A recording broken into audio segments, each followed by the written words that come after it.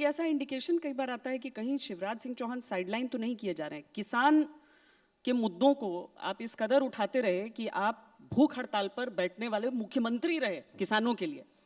किसान आंदोलन इतने पूरे देश को हिला गया, दिल्ली में 3 बॉर्डर पर बैठे रहे किसान लगातार। शिवराज सिंह चौहान से नहीं कहा गया कि आप आइए, आप मध्यस्थता कीजिए? श्वेता जी, मेरी पार्टी है जो चौथी बार मुझे मुख्यमंत्री बना रही है।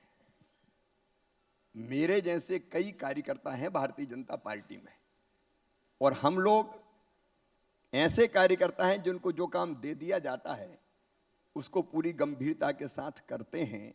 अब मध्य प्रदेश की जवाबदारी मेरी है, मैं मध्य प्रदेश में काम कर रहा हूँ।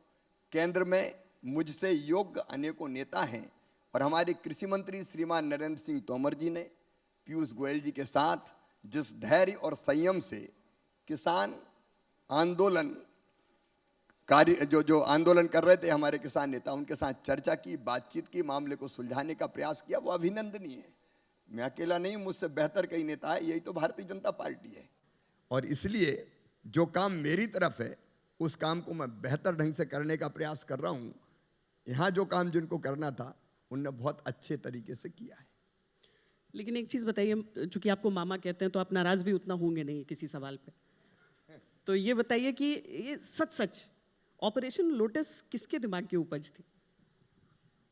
ये ऑपरेशन लोटस तो राहुल गांधी जी और कमलनाथ जी के दिमाग में ही आया होगा, क्योंकि उनने, मैं सही कह रहा हूं, अब आप बताओ, एक दो नहीं, आप 24-24, 25-25 एमएलए को संभाल नहीं सकते आप। अब मुझे जो मित्र मेरे नए आए हैं उनने बताया कि वो मुख्यमंत्री जी के पास जाते थे, तत्कालीन मुख्यमंत्री श्रीमान कमलनाथ जी के पास, तो वो कहते थे टाइम नहीं है, टाइम नहीं है, चलो चलो चलो चलो चलो चलो चलो चलो। एक तो टाइम नहीं है, दूसरा वो काम बताते तो कहते पैसा ही नहीं है, चलो चलो चलो चलो चलो चलो। तो उनने भी कह दिया कि चलो चलो, मामा के पास आ गए तो मैं क्या करूँ, आप बताइए।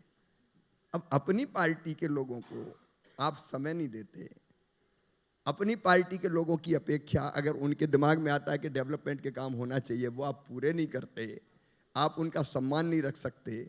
पीछे से कोई और सरकार चला रहा है, और सचमुच में एक और नेता है मध्य प्रदेश में। अब कमलनाथ जब मुख्यमंत्री थे तो लोग कहते थे नकली चेहरा सामने आए, असली सूरत छुपी रहे, और वो सूरत थी श्रीमान दिग्विजय सिंह जी की। अब उनके दिमाग में आया कि और किसके दिमाग में आया मैं नहीं कह सकता, लेकिन अगर वो सरकार गिरी तो उन्हीं के कारण गिरी। कांग्रेस में तो 3 थे शक्ति के केंद्र, आपकी बीजेपी में इस समय 2.5 थे। 2.5 थे जो 2 कर दिया आपने। लेकिन 2.5 मैं इसलिए कह रहा हूं कि 2 तो आप जानते हैं, एक मुख्यमंत्री थे, एक मैंने असली और नकली चेहरा बता दिया, और तीसरे थे उनको पूरा रखा ही नहीं, उनको आधा रखा था, इसलिए 2.5 थे।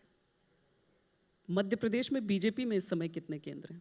क्योंकि अगर किसी एक राज्य में सबसे ज्यादा चर्चा होती है कि बस अब सीएम बदलने ही वाला है, तो एमपी की चर्चा होती है। लग रहा है संजीवनी मिला आपको। वो चर्चा तो मीडिया करता रहता है, उस चर्चा में भी आनंद आता है लेकिन सामूहिक लीडरशिप है मध्य प्रदेश में, हम सब मिलकर साथ काम कर रहे हैं, जिनमें श्रीमान ज्योतिरादित्य सिंधिया जी भी शामिल हैं।